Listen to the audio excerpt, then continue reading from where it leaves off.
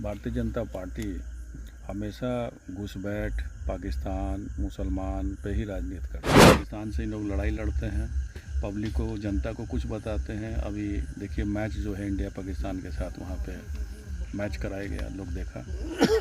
इसी तरह प्रधानमंत्री जी चाइना में 19 सैनिक जब मारे गए थे तो वो कहे थे कि बदला लेंगे। अभी देखिए चाइना जाके हाथ मिला रहे हैं।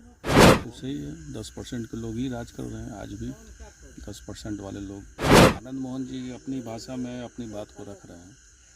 10% वाले को ताकत को एकता बता रहे हैं कि बिना 10% के ही कोई सरकार नहीं बनेगी। उनके कहने का ये मतलब है।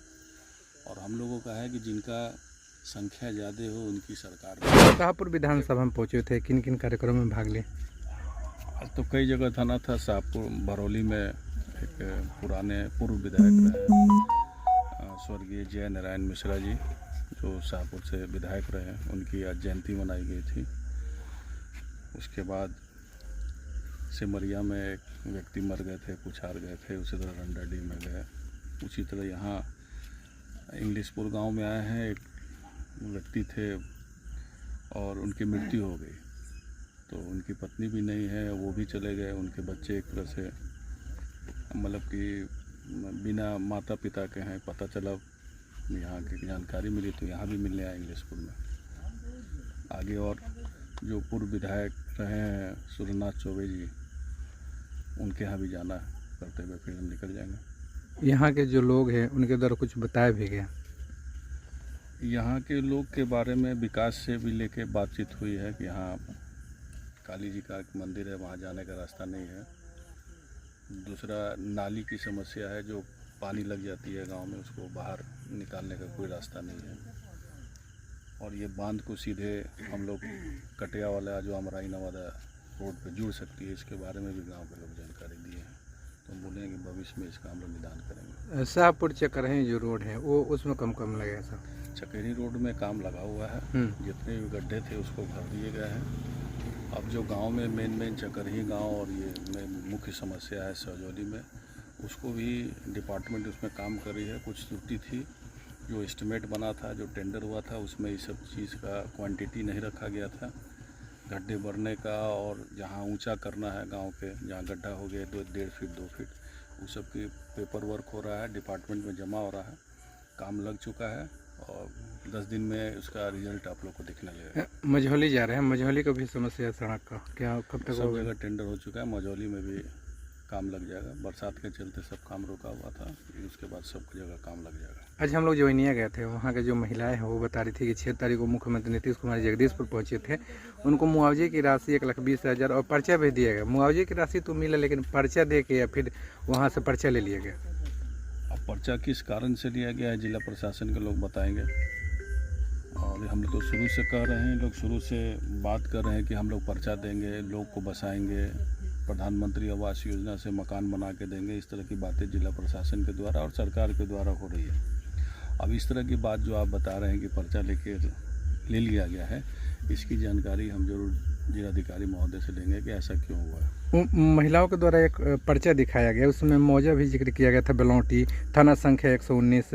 लेकिन उन महिलाओं से हम पूछे कि क्या आप लोग को ज़मीन दिखाया गया कि आपका ज़मीन ये है, प्लॉट ये है? वो बता रही है कि हमको कुछ पता ही नहीं है कि कहाँ ज़मीन ये लोग दे रहे हैं। अभी ज़मीनी स्तर पे किसी को जानकारी लोगों की वहाँ नहीं है। ये है कि बेलौटी पंचायत में बाल पे इन लोगों ने ज़मीन देख रखा है और उसका प्लॉटिंग भी कर चुका है। अब उन लोगों की जानकारी इसलिए नहीं है कि उन लोगों को सिर्फ पर्चा दिया गया और सही मामले में कोई लोकेशन नहीं बताया गया किस जगह पे है। तो अब हम लोग जिला प्रशासन से बात करेंगे कि इस तरह का काम क्यों हुआ और आगे कब इन लोगों को दखल कब्जा, जहाँ प्लॉटिंग हुआ, दखल कब्जा कब दिलवा रहे हैं। अमित शाह पहुँचे हुए थे डिहरी। संबोधन में ये कहा कि जो वोटर अधिकार यात्रा चल रहा था, वोटर अधिकार यात्रा नहीं, घुसपैठिया अधिकार यात्रा चल रहा था। देखिए, इन लोग भारतीय जनता पार्टी हमेशा घुसपैठ, पाकिस्तान, मुसलमान पे ही राजनीति करती है। उन लोग का है कि घुसपैठ पाकिस्तान के लोग करते हैं, बांग्लादेश के ही लोग करते हैं, तो उनकी एक जगह फोकस रहती है। और जब तक देश के लोग नहीं समझे कि इन लोग इस तरह की बातें बना के और हम लोग को बरगलाते हैं कि ताकि महंगाई के बात कोई नहीं पूछ सके, रोज़गार की बात कोई नहीं पूछ सके, जो इन लोग वादा किए थे सरकार में आने के बाद कि हम लोग LPG गैस सिलेंडर का दाम कम करें, महंगाई को कम करें, पेट्रोल का दाम कम करें, हर साल 2 करोड़ रोज़गार की बात प्रधानमंत्री जी ने की थी। डॉलर का भाव गिर गया है, उसको बढ़ाने की बात की थी, काला धन लाने की बात की। इस तरह की बातों को लोग पूछे नहीं। और इसी तरह जो है इंडिया, पाकिस्तान, बांग्लादेश, अब देखिए पाकिस्तान से इन लोग लड़ाई लड़ते हैं, पब्लिक को, जनता को कुछ बताते हैं। अभी देखिए मैच जो है इंडिया पाकिस्तान के साथ, वहाँ पे मैच कराया गया, लोग देखा।